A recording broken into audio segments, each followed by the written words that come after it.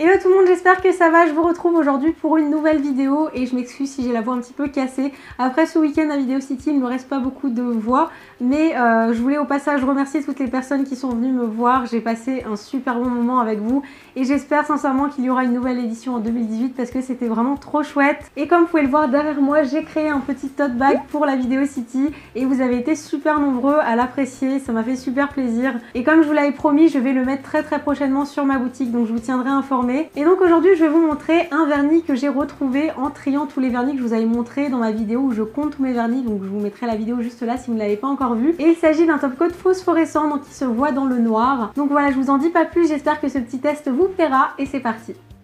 Alors pour tester ce top coat phosphorescent, j'ai commencé par appliquer un vernis, donc pour ça comme toujours j'applique ma base, puis j'ai appliqué 2 couches d'un vernis à ongles jaune pastel, mais j'aurais pu choisir n'importe quelle autre couleur, ça marche vraiment avec tous les vernis.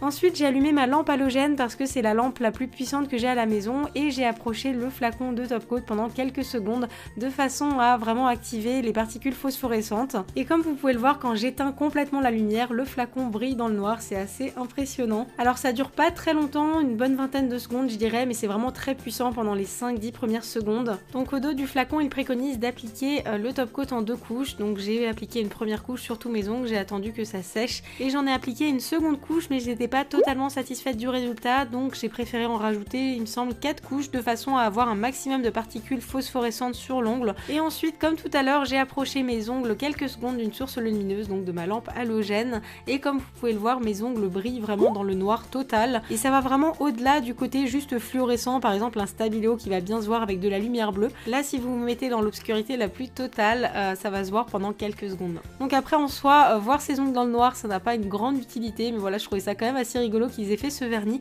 Après j'ai vu également qu'il existait de la poudre phosphorescente pour fabriquer son propre top coat phosphorescent, et là j'imagine qu'on va pouvoir plus peut-être doser le top coat avec cette poudre de façon à en mettre moins de couches, parce que là j'ai vraiment dû appliquer 4-5 couches pour obtenir ce résultat. Donc n'hésitez pas à liker cette vidéo ou à me dire dans les commentaires si ça pourrait vous plaire que j'essaye cette poudre. Et avant de terminer ce test, j'avais envie de faire un petit nail art sur mes ongles pour voir ce que ça donnait avec le côté phosphorescent. Donc sur un ongle j'ai fait tout simplement un petit sourire, un smiley. Sur le deuxième ongle j'ai dessiné une petite tête de fantôme qui fait très peur, n'est-ce pas?